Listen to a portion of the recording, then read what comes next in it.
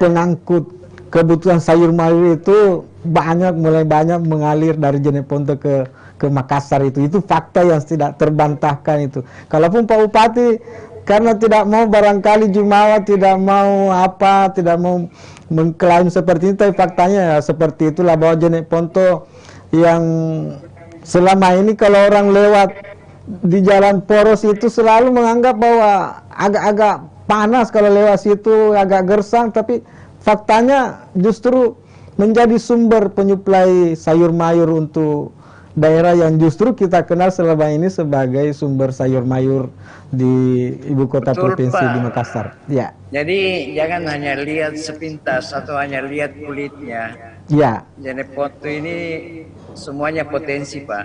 Siap. Alhamdulillah wilayah Kabupaten Jeneponto ini kalau kita lihat wilayahnya ada laut yang menjanjikan banyak ikan, ada rumput laut, bahkan ada garam, Pak. Siap. Sangat banyak garam di sini. Kalau kita naik lagi di dataran rendah, kami produsen jagung terbesar mungkin di Sulawesi Selatan. Dan selain jagung, ada beberapa cabai, ada beberapa singkong atau ubi kayu dan sejenisnya. Kalau kami lagi ke atas di dua wilayah itu yang saya sebutkan menghasilkan sayur mayur, bahkan ada kopi dan cengkeh di Kecamatan Rumbia. Bahkan di atas kita ini di udara Kabupaten Jeneponto ini menghasilkan listrik, Pak.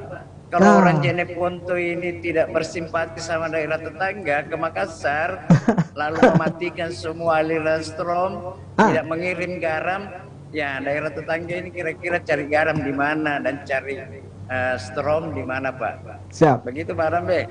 Betul itu Pak Bupati. Kami kalau Makassar mengalami pemadaman bergilir, ya biasanya PLN minta maaf dan selalu alasannya ada gangguan transmisi di Jeneponto.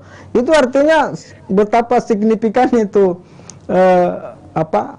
sumber daya listrik yang dipasok dari Jeneponto untuk kebutuhan di Makassar dan di Sulawesi Selatan pada umumnya. Kami sudah menjadi sumber energi, Pak.